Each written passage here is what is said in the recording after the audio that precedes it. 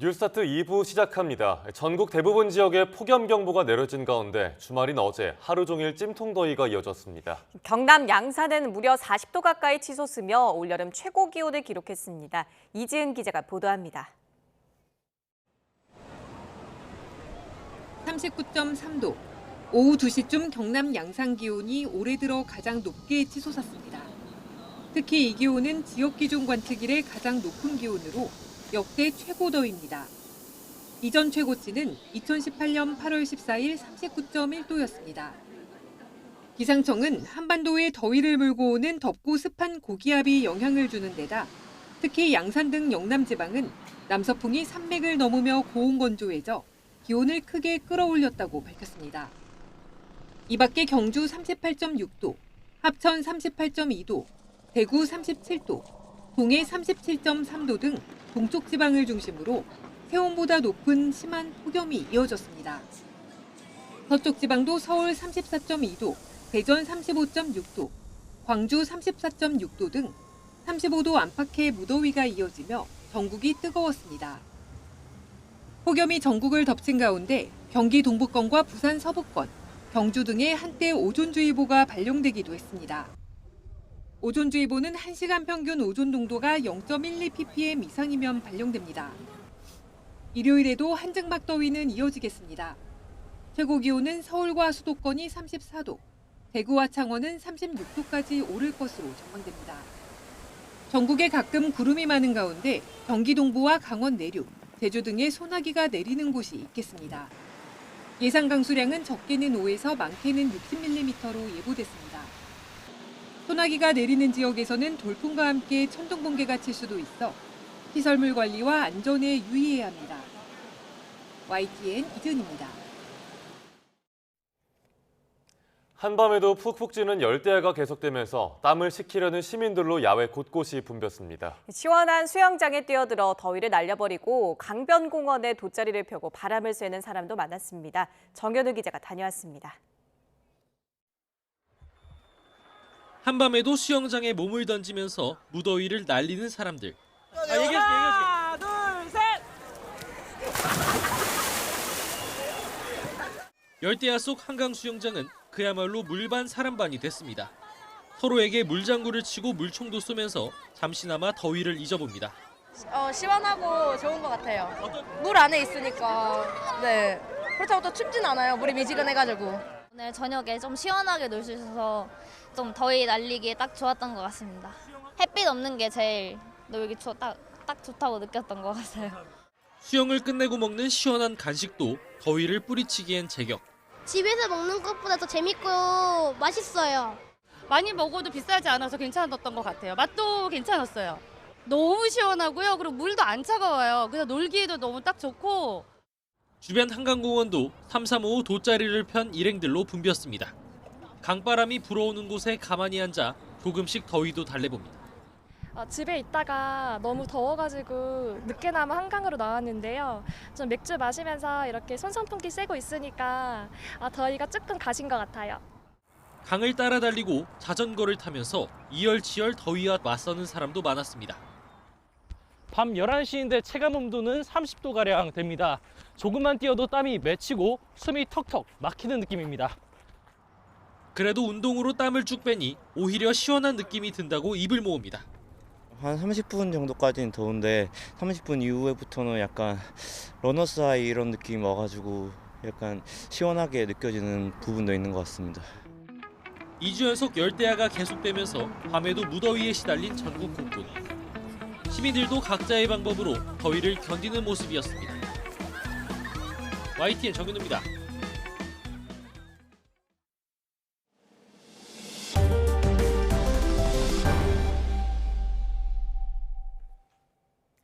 여야가 25만 원 지급법과 노란봉투법 등 쟁점 법안을 두고 이어온 무제한 토론 필리버스터가 막을 내렸습니다. 이르면 내일 시작될 8월 임시국회도 야권 주도 법안 처리 시도와 필리버스터, 대통령 제2호국권 행사가 반복되진 않을지 우려의 목소리가 나옵니다. 김다연 기자가 보도합니다. 7월 임시국회 마지막 날까지도 본회의장에선 여야 설전이 끊이지 않았습니다. 야당이 전국민 25만 원법에 이어 노란봉투법까지 쟁점 법안을 연이어 본회의에 올리자 국민의힘이 2박 3일 동안 필리버스터, 무제한 토론에 나선 겁니다. 노란봉투법은 하청 노동자에 대한 원청 책임을 강화하고 파업 노동자에 대한 기업의 손해배상 청구를 제한하는 내용을 담고 있습니다. 여당은 다수 노동자가 아닌 특정 강성 노조만을 노리고 만든 불법 파업 조장법이라며 강하게 비판했습니다. 강성 노조의 환심을 사서 강성 노조가 이 대정부 투쟁에 나서겠다라는 거 아닙니까? 이게 다수의 노동자와 무슨 상관입니까?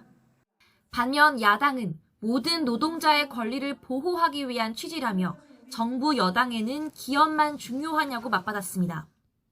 글로벌 스탠다드를 핑계로 오히려 노동자들의 권리를 더욱 제한하고 기업의 이익만을 우선시하는 정책들을 추진하고 있습니다. 토론은 7월 국회 회기 종료에 따라 오늘 새벽 0시 자동 종결됐는데 야당은 당장 내일 8월 임시국회가 문을 여는 즉시 본회의를 열어 노란봉투법 처리를 추진한다는 방침입니다. 다만 앞서 방송사법과 25만 원법처럼 법안이 국회 문턱을 넘는다 해도 결국 야당의 법안 단독 처리와 대통령의 거부권 행사, 법안 폐기라는 악순환이 반복될 거란 전망이 지배적입니다.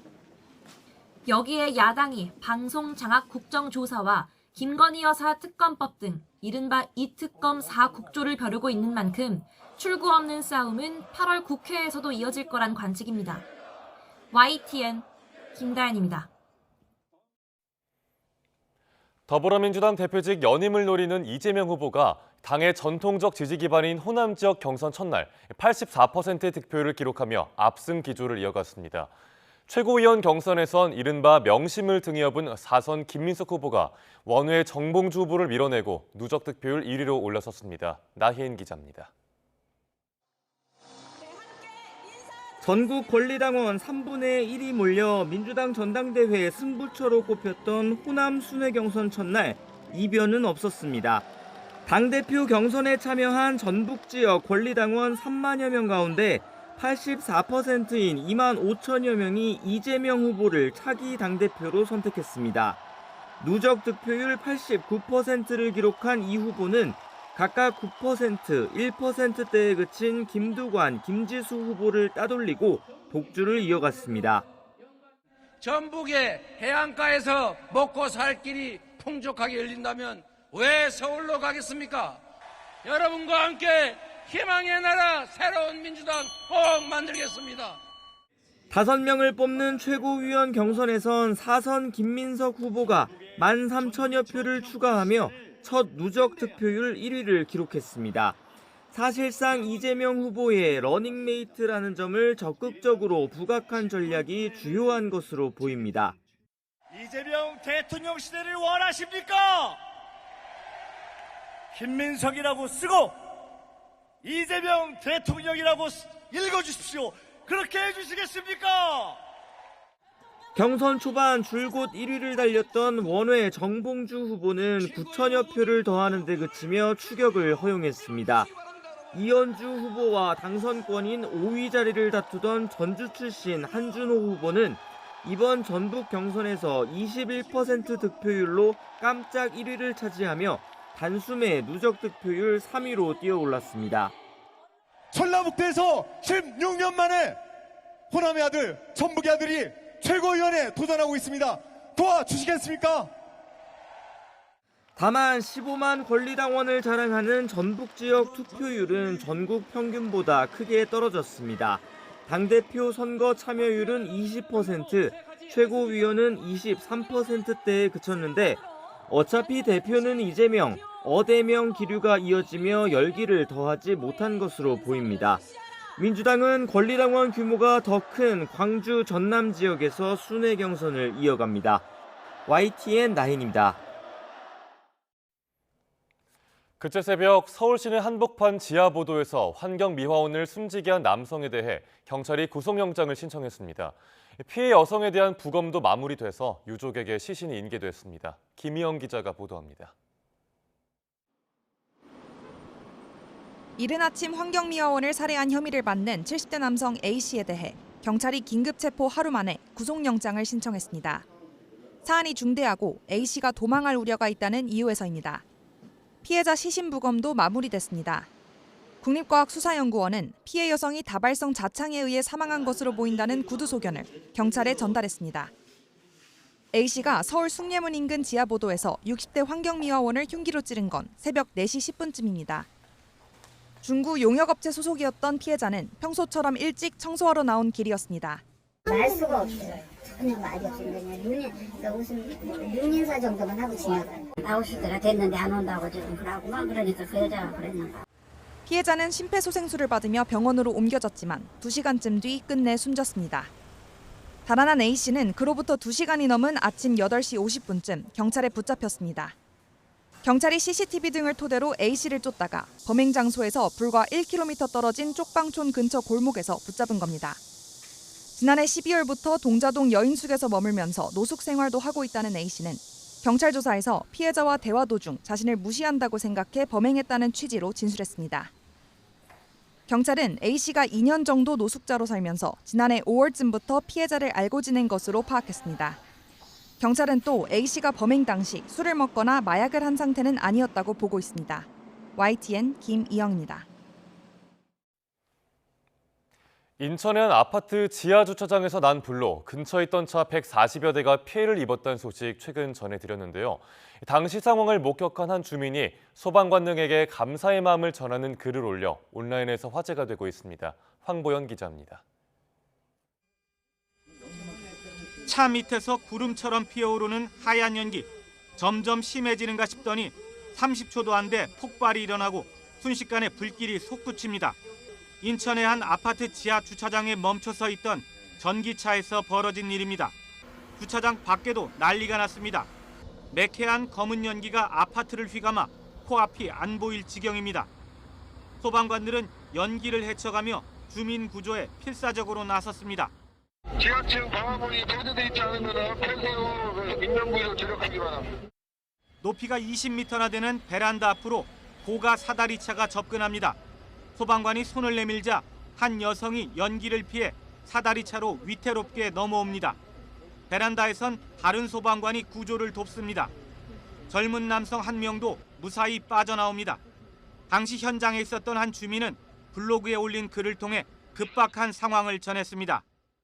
누군가 문을 강하게 두드려 나가니 소방관 2분이 계셨고 빨리 대피하라는 말을 남기고 뛰어가셨다고 적었습니다. 이어 산소통을 메고 저렇게 두꺼운 옷을 입고 뛰어다니며 화재를 알리다니 너무 감사하다는 생각이 들었다고 전했습니다. 그는 특히 현관문에 찍혀있는 쇠지렛대 빠루 자국을 보며 너무 큰 고마움과 미안함을 느꼈다고 회상했습니다. 위험을 알리기 위해 철문을 친 흔적인데 얼굴 한번 본 적 없는 사람을 위해 온 마음으로 문을 두들겼을 것이라는 생각에 너무나 깊이 감사함을 느꼈다고 표현했습니다. 지난 1일 오전에 일어난 이번 화재로 주민 22명과 소방관 1명 등 모두 23명이 병원에서 치료를 받았고 주차된 차 140여 대가 피해를 입었습니다. YTN 황보현입니다. 검찰이 최근 권순일 전 대법관을 조사하며 이른바 대장동 50억 클럽 의혹 수사에 다시 속도를 내고 있습니다. 이 밖에도 거짓 해명 의혹을 받는 김명수 전 대법원장 등 거물급 인사들을 잇따라 소환하거나 조사하면서 지지부진하던 사건들을 빠르게 마무리하려 한다는 분석이 나옵니다. 보도에 김태원 기자입니다. 검찰이 최근 권순일 전 대법관을 피의자 신분으로 불러 조사했습니다. 대법관 퇴직 이후 대장동 민간업자 김만배 씨가 대주주인 화천대유 고문으로 10달간 재직하며 변호사 등록 없이 법률 자문을 제공한 혐의와 관련해서입니다. 검찰은 권 전 대법관이 대장동 일당으로부터 거액을 받거나 약속받은 이른바 50억 클럽 인사라는 의혹도 수사하고 있습니다. 2020년 대법관 재직 당시 민주당 이재명 전 대표의 선거법 위반 사건 상고심에서 무죄 취지로 파기환송하는 데 결정적 역할을 하고 대가로 화천대유 고물료 1억 5천만 원을 받았다는 재판거래 의혹으로도 불립니다. 검찰은 50억 클럽 의혹을 받는 6명 가운데 이미 기소된 곽상도 전 의원과 박영수 전 특검을 제외한 나머지 인사들 수사에 박차를 가하는 모양새입니다.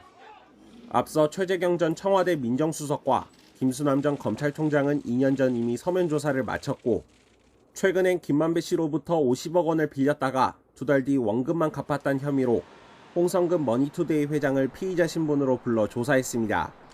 검찰이 2021년 고발을 접수한 지 거의 3년 만에 권 전 대법관과 홍 회장 등에 대해선 조만간 결론을 내릴 거란 전망이 나옵니다. 최근 들어 수사에 속도를 내는 이른바 케비닛 사건들은 이뿐만이 아닙니다. 윤석열 대통령 명예훼손 수사 1년 만에 김만배 씨와 신앙림 전 언론노조 위원장을 구속 기소했고 장소와 방식을 두고 잡음은 나왔지만 도이치모터스 주가 조작 의혹 등과 관련해 전격적으로 김건희 여사를 불러 조사했습니다. 국회에 거짓으로 해명했다는 의혹을 받는 김명수 전 대법원장도 지난 2021년 고발된 지 3년 반 만인 최근 소환 통보를 받았습니다. 사건들을 묵혀두지 않고 빠르게 마무리하겠다는 검찰의 달라진 분위기가 엿보이는 대목입니다. YTN 김태원입니다.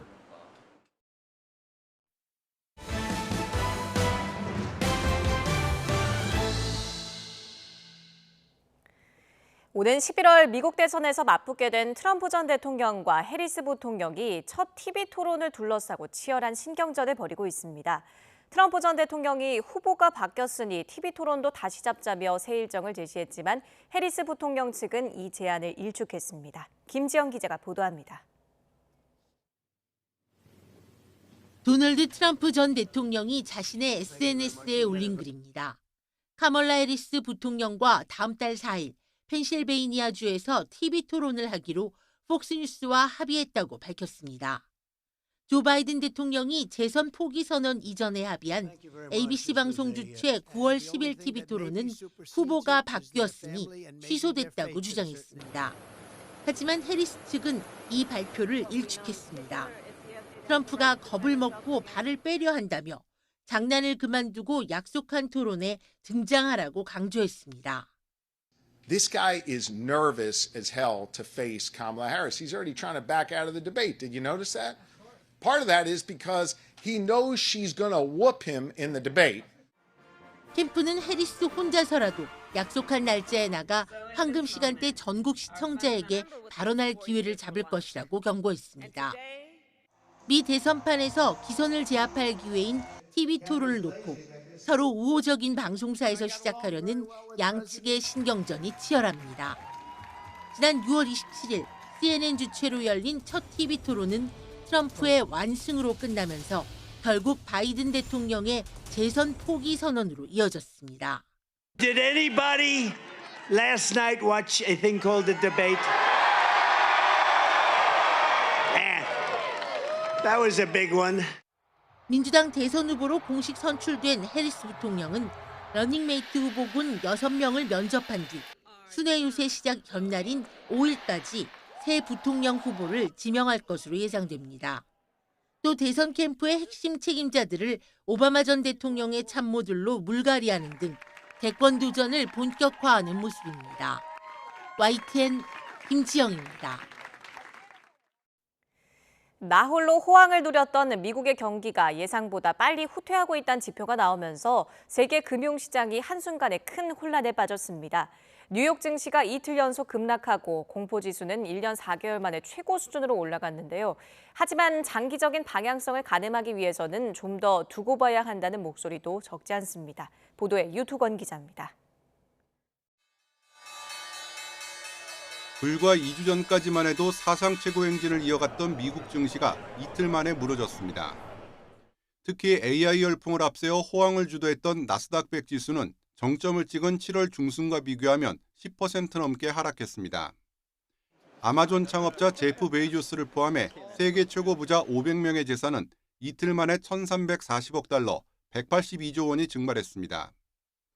보통 공포지수로 불리는 변동성 지수는 실리콘밸리 은행 파산 사태 이후 1년 4개월 만에 최고치를 기록했습니다. 이처럼 급격하게 시장의 분위기를 바꾼 건 경기 침체 우려를 자극한 지표들입니다. 동시에 천문학적 자금을 쏟아붓고 있는 AI 산업을 둘러싸고 거품론이 확산한 것도 결정적이었습니다. There should be some concern with stretched valuation stocks, AI trade.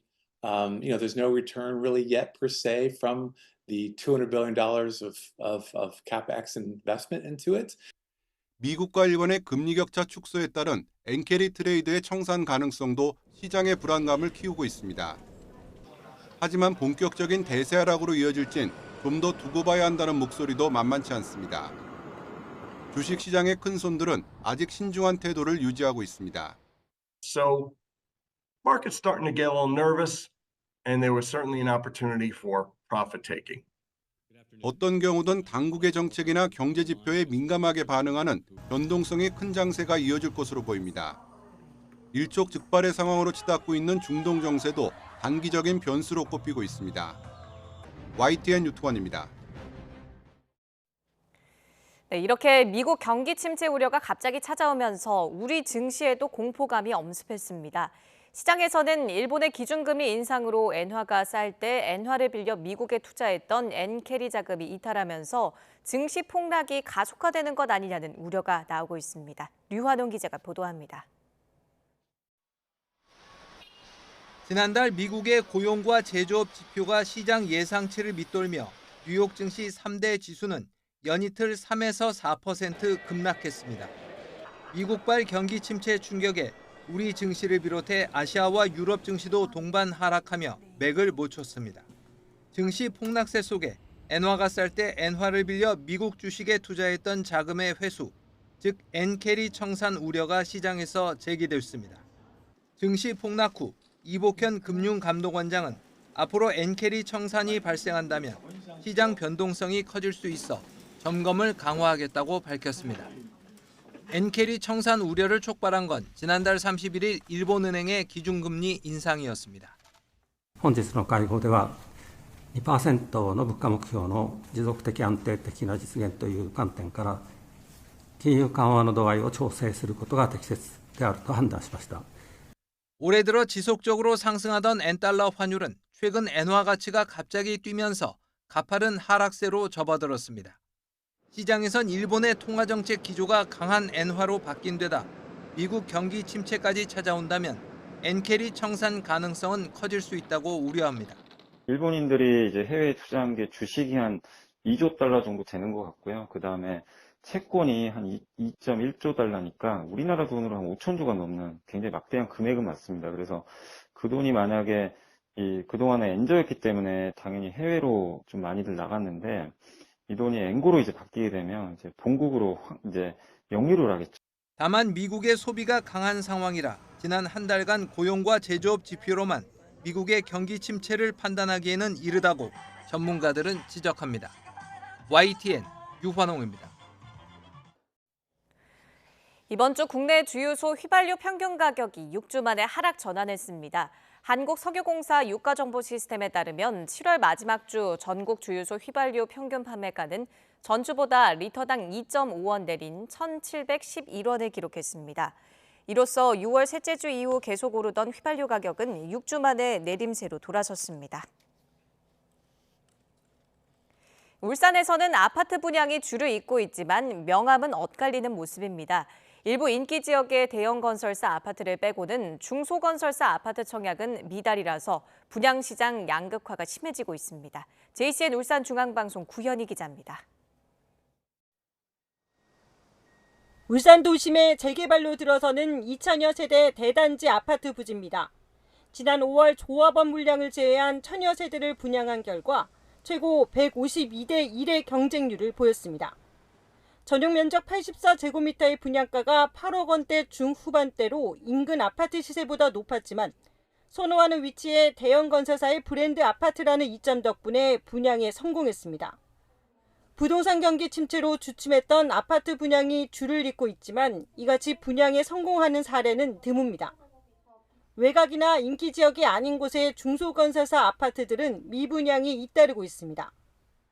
올해 울산에서 분양된 아파트 가운데는 수백 가구 모집에 청약이 단 2-3건에 그치거나 청약 경쟁률이 1대1에도 미치지 못하는 미달 사태가 속출했습니다. 대부분이 중소건설사 아파트였습니다. 급기야 미분양 물량이 집중된 울주군은 미분양 관리 지역으로 지정됐습니다. 전문가들은 높아진 분양가에 똘똘한 한 채 수요가 더해지면서 분양시장 성적이 엇갈리고 있다고 말합니다. 브랜드 대단지 아파트에 대해서는 청약 수요는 이제 있다는 것을 이제 확인을 했다라고 볼 수가 있고요. 중소형 단지의 고분양가 아파트 같은 경우에는 뭐 확실히 소비자들의 좀 외면을 받고 있는 그런 것 같습니다. 6월 말 기준 울산의 미분양 주택은 2,800여 가구. 고분양가 추세 속에 선호지역과 대형 건설사 쏠림 현상이 두드러지면서 분양시장의 양극화가 심화되고 있습니다. JCN 뉴스 구현입니다. 제주 4.3 사건 가족관계 회복의 법적 근거가 되는 시행령이 최근 국무회의를 통과했지만 희생자 사후 양자와 관련된 규정은 제외돼 논란이 일고 있습니다. 사후 양자 인정 범위를 놓고 4.3 유족과 정부가 입장차를 보이는 건데요. KCTV 제주방송 김용원 기자가 전해드립니다. 올해 76살의 김홍수 유족은 어릴 때 작은아버지의 양자가 됐습니다. 작은아버지는 4.3 수영인으로 마포 형무소에서 행방불명됐는데 당시 미혼인데다 자식도 없어 대를 잇기 위해 양자가 된 겁니다. 희생자가 행방불명됐거나 사후에 족보상 후손으로 이름을 올린 대표적인 사후 양자 사례입니다. 양자를 간다 그러니까 그때 당시에는 뭐 양자가 뭐 하는 것도 몰랐고 뭐 보내는 걸로만 알아 있었고 그때 당시에는 한역으로 보면은 좀 서럽기도 하고 양자 간 사람은 사실 못난이만 좀 이제 부족한 사람만 이제 보내고 이제 그런 당시인데 70여 년이 지나 이 같은 사후 양자도 법적 양자로 인정받을 수 있도록 뒤늦게 4.3 특별법이 개정됐습니다. 하지만 문제가 생겼습니다. 최근 국무회의를 통과한 4.3 가족관계 시행령에는 사후 양자와 관련된 규정이 제외됐는데 사후 양자를 어디까지 인정할지를 놓고 의견이 갈리기 때문입니다. 정부는 옛 민법상 호주제를 적용해 집안의 첫째 또는 호주인 희생자의 사후 양자만 인정할 수 있다는 입장입니다. 하지만 유족들은 구시대적 발상이고 형평성에 맞지 않다며 불만을 호소하고 있습니다.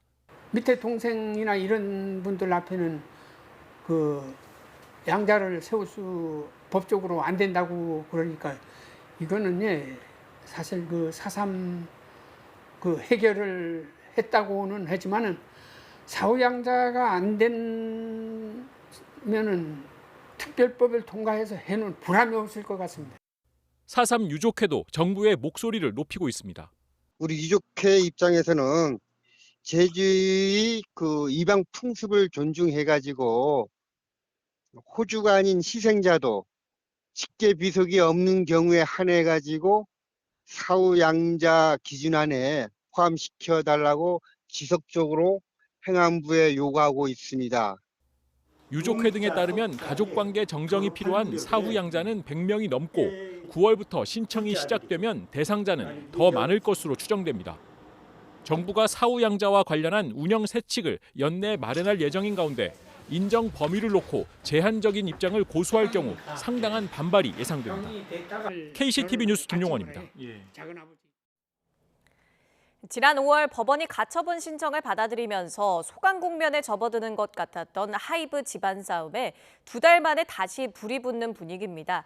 카톡 유출이나 인성 논란처럼 사건의 본질과는 거리가 있는 의혹들이 2차전에 소재가 되면서 팬들의 피로감이 커지고 있습니다. 송재인 기자의 보도입니다. 서울 용산구 하이브 사옥 앞에 근조 화환이 길게 늘어서 있습니다. 하이브와 소속 레이블 어도어 미니진 대표 간 대임 전쟁이 한창이던 지난 5월. M1 불똥의 근조 화환으로 항의했던 BTS 팬들처럼 이번엔 뉴진스 팬들이 아티스트 보호를 촉구하며 시위에 나섰습니다. 계기가 된 건 한 온라인 연예 매체의 보도. 뉴진스 데뷔가 늦어졌던 건 민 대표가 다른 레이블에서 뺏어오려 했기 때문이라며 당시 연습 영상과 카카오톡 대화를 공개했습니다. 민 대표가 무속인과 나눈 메시지들도 다수 포함된 만큼 앞서 하이브가 제기했던 무속 경영 의혹도 다시 한번 소환됐습니다. 이후 같은 매체가 민 대표가 사내 성희롱 사건을 숨기려 했다는 후속 보도까지 내면서 논란을 더 키웠습니다. 모두 짜깁기라며 반박 자료를 내놓던 민 대표는 결국 하이브가 자료를 흘린 게 아니냐며 임원진을 고소했고 하이브도 무고로 맞받았습니다. 2달 전 법원 판단을 계기로 대표직을 지키게 됐던 민 대표가 화해의 손길을 내밀었던 게 무색하게. 지긋지긋하게 싸웠다. 그러니까 이제 끝. 이제 다른 챕터로 좀 넘어가자. 주술 경영, 인성 논란 등 본질과는 거리가 있는 의혹들로 2차 감정 다툼이 벌어진 겁니다. 그러는 동안 하이브 주가는 1년 넉 달 만에 최저가를 찍었고 뉴진스의 데뷔 2주년도 기대만큼 주목받지는 못했습니다. 오히려 지금 피로감을 유발하는 거 아닌가라는 생각이 들어요. 지엽적인 부분 가지고 이제 노이즈를 일으키면서 본질을 흐리게 되면 결과적으로 K-팝의 경영이 어떤 자리매김 이런 문제들에 대해서 관심을 덜 갖게 되는 거죠. 석 달째 이어지고 있는 하이브 집안 싸움은 폭풍 성장을 했지만 질적 성장은 부족한 K-팝 산업의 민낯을 드러냈다는 평가가 많습니다. 양측의 법적 다툼이 길어지면서 혁신의 골든타임도 멀어질 수 있다는 우려가 나옵니다. YTN 송재인입니다. 무더운 날씨 속 극장가엔 시원한 액션 바람이 붑니다. 톱 배우들이 총을 들고 고군분투한 영화들이 이번 주 잇따라 공개되는데요. 조진웅, 김선호 같은 유명 배우를 앞세운 OTT 스릴러 시리즈들도 시청자들을 찾아갑니다. 볼만한 영화와 드라마 김승환 기자가 소개해드립니다. 교도소에서 뺑이 치고 약속한 돈도 못 받고. 맞았어요? 모든 책임을 뒤집어쓰고 교도소에 갔던 전직 형사가 약속한 돈을 못 받자 앞뒤 안 보고 질주합니다. 배우 전도연이 감정을 덜어낸 서늘한 연기로 처음부터 끝까지 묵직하게 극을 이끌어갑니다. 누구였더라? 재밌네. 전도연이라는 배우가 아무래도 좀 감정을 좀 많이 좀 담아내는, 표현해내는 그런 배우였다면 리볼버에서는 그런 감정적인 부분이 많이 걷어져 있는. 맞아요. 절대 거짓말하면 안 된다. 유독 여배우와 합이 좋은 임지연의 능청스러운 연기와 비질한 악역을 맡은 지창욱의 열연도 돋보입니다. 조용히 안 가면 어떻게 가시게? 야 미선아 밥 먹자. 에이스 형사로 분한 배우 염정아가 과거를 숨긴 채 살아가는 주부 남편 황정민과 함께 거대한 사건에 휘말립니다. 보기 드문 부부 첩보 액션으로 극장 개봉이 연겁 후 연기된 끝에 OTT 공개를 선택했습니다. 룰렛 돌림판을 돌려서 행위와 보상을 정하는 방식입니다. 흉악범을 숨지게 하면 200억 원을 주겠다는 공개 살인 청부를 둘러싸고 벌어지는 파격적인 이야기. 고 이선균 논란 이후 대신 투입된 조진웅이 다시 한번 경찰 역할을 맡아 흉악범을 지켜야 하는 딜레마 상황에 빠집니다. 그를 위해 혹은 우리를 위해 이 컨텐츠 그리고 이 작품이 가지고 있는 주제를 제대로 잘 전달하고자만 가장 강인하게 의지를 품고 가지 않았습니다. 일명 폭군 프로그램이라는 초인 이른바 폭군 프로그램의 마지막 샘플이 사라진 뒤 각기 다른 목적을 가진 사람들이 모여드는 추격 액션 스릴러. 이 냉정함과 차분함을 유지하려고 하는 인물이에요. 그래서 그렇게 막 소용돌이 속에서도 브런치를 먹는 그런 인물입니다. 신세계, 마녀로 유명한 박훈정 감독의 첫 OTT 시리즈로 이전에 함께 호흡을 맞춘 배우 차승원, 김선호 등이 쫓고 쫓기는 긴박한 이야기를 그립니다. YTN 김승환입니다. 하마스의 1인자 이스마일 하니에를 암살한 수단이 7kg 탄두의 단거리 발사체라는 이란의 공식 입장이 나왔습니다. 중동의 전운이 고조되는 가운데 이란의 반격 D-Day가 오는 12일에서 13일 유대인 명절을 노릴 거라는 관측도 나왔습니다. 보도에 정유신 기자입니다. 하마스 최고 지도자 이스마일 하니에가 암살된 지 사흘 만에 이란 혁명수비대가 처음으로 공식 입장을 내놨습니다. 하니에가 머물렀던 숙소 외부에서 7kg 탄두가 장착된 단거리 발사체가 발사됐다는 겁니다. عملیات تروریستی با شلیک پرتابه کوتاه‌برد با سر جنگی حدود 7 کیلوگرمی همراه با انفجار شدید از خارج محدوده استقراری اقامت میهمانان صورت گرفته است. 이스라엘이 이번 암살을 설계하고 미국의 지원을 받았다고 비난하면서 적절한 시간과 장소, 방법으로 가혹한 보복이 있을 것이라고 경고했습니다. 하지만 사전에 숙소에 설치된 폭발물에 숨졌다는 서방 매체들의 인용 보도와 엇갈려 암살의 진상에 대한 의문은 여전합니다. 앞서 뉴욕타임즈는 한이의 피살 2개월 전에 폭탄이 숙소에 설치됐고 원격조종으로 폭발한 것이라고 여러 소식통을 인용해 보도했습니다. 여기에 이스라엘이 이란 혁명 수비대를 포섭해 폭탄을 설치했다는 영국 매체의 보도도 나왔습니다. 이스라엘 정보기관 모사드가 이란 경호부대원 2명을 고용했고 이들이 폭발물 설치 뒤 이미 이란을 빠져나갔다는 겁니다. 이와 관련해 이란 당국이 고위 정보 책임자와 군 간부 등 20여 명을 체포하고 신문에 나섰다는 보도도 이어졌습니다. 이란의 보복 예고로 전면전 위기가 커진 가운데 이스라엘군은 요르단강 서안과 가자 지구를 추가로 공습해 하마스 지휘관 등 10여 명이 숨졌습니다. 한이의 장례 절차를 마친 만큼 보복은 며칠 내에 이뤄질 수 있고 헤즈볼라 등 대리 세력과 동시다발로 진행될 것이란 관측이 우세합니다.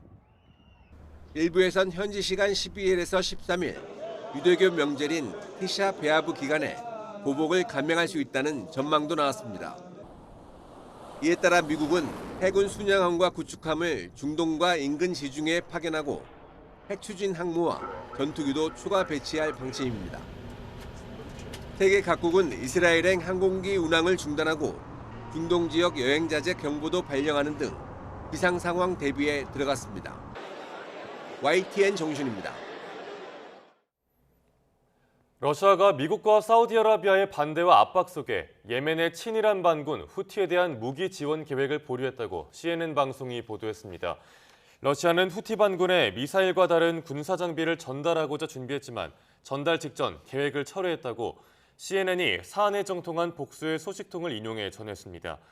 무기 지원을 보류하는 대신 러시아는 지난달 말 후티에 조언할 군 관계자들을 사흘간 파견했다고 CNN은 소개했습니다.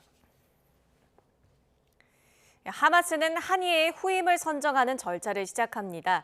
로이터 통신에 따르면 하마스는 현지 시간 3일 성명에서 새 지도자를 뽑기 위한 광범위한 협의 절차가 개시됐다고 밝혔습니다. 이와 관련해 하마스 관계자는 사흘간의 애도 기간이 끝나면 하마스 정치국이 지도자 후보에 대한 논의에 돌입할 것이라며 이 사안에 대한 토론에는 오랜 시간이 걸릴 거라고 말했습니다. 미국과 일본의 군사협력 관계가 갈수록 밀접해지고 있습니다. 중국의 위협이 눈에 띄게 부상하고 있는 가운데 주요 전략 자산도 한국이 아닌 일본에 배치하고 있습니다. 권영희 기자가 보도합니다. 일본은 육해공 자위대를 통합 운영할 통합작전사령부를 내년 봄에 만들 계획입니다. 여기에 대응해 주일 미군도 통합군 사령부를 신설하기로 했습니다. 현재 주일 미군 부대 운용과 작전 지휘권은 하와이 인도태평양 사령부가 갖고 있습니다. 통합군 사령부가 생기면 주일 미군 작전 지휘권을 갖고 일본 자위대 통합작전사령부와 조정 역할을 맡게 됩니다. Today we unveil some of the most important advances in the U.S.-Japan defense ties in the history of our alliance. 이렇게 되면 주일 미군이 전쟁 시에도 인도태평양 사령부 지휘를 받지 않고 독자적으로 작전을 수행할 수 있습니다. 유사시 일본 방어가 가장 중요하지만 타이완 등 인근 지역 무력 충돌에도 개입할 가능성이 큽니다. We strongly oppose the PRC's efforts to unilaterally change the status quo by force in the East China Sea and the South China Sea around Taiwan. 미국은 주일 미군 증강 계획을 발표하면서 3, 4년 내에 기존 F-16 전투기를 F-35로 대거 교체하기로 했습니다. 일본과 미사일 생산 공조 체제를 강화하는 방안도 마련했습니다. 일본은 인도태평양 지역 안보 문제에 관여하려는 속내를 숨기지 않고 있습니다. さらに北朝鮮の完全な非核化へのコミットメントを再確認するとともに、ロ朝軍事協力についてロシアから北朝鮮への軍事支援の可能性を含め懸念を共有しました。 신냉전 시대를 맞아 한국은 중국을 압박할 수 있는 최적의 위치로 평가받습니다. 그러나 미국과 일본의 군사 밀월이 깊어지면서 아시아 안보 지형이 바뀌고 있습니다. YTN 권영입니다.